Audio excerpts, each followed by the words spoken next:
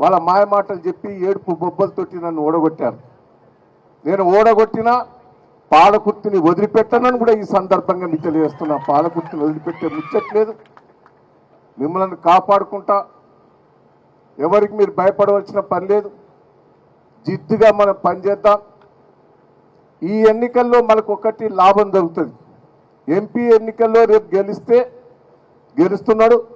గెలిస్తే ఎమ్మెల్యేకి ఎంత హక్కు ఉన్నదో ఎంపీకి అంత హక్కు ఉంటుంది.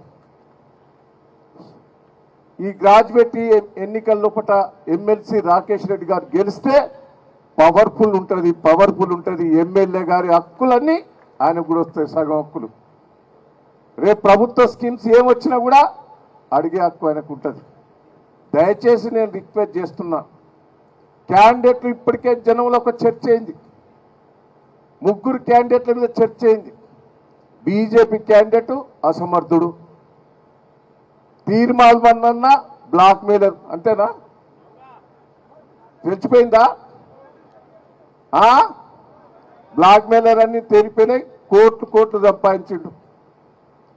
అంతకుముందు సోషల్ మీడియాల ద్వారా కొంత ఎదిగిండు. వీడేదో బాగా కొట్లాడతాడు, పోరాటం చేస్తాడని నమ్మి పోయినసారి కొన్ని ఓట్లు వేసిండు.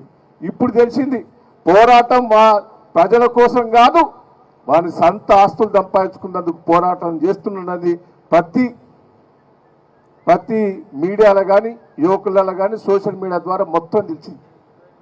ఆయన మీద కేసులు కానీ, లేడీస్ వాళ్ళని కానీ, బిజినెస్ పీపుల్ని కానీ, రాజకీయ నాయకులను కానీ ఎంతమంది బ్లాక్ మెయిల్. ఇవాళ ఎమ్మెల్యేలు కూడా నాకు ఫోన్లు చేస్తారు, కాంగ్రెస్ ఎమ్మెల్యేలు కొంతమంది. వేరే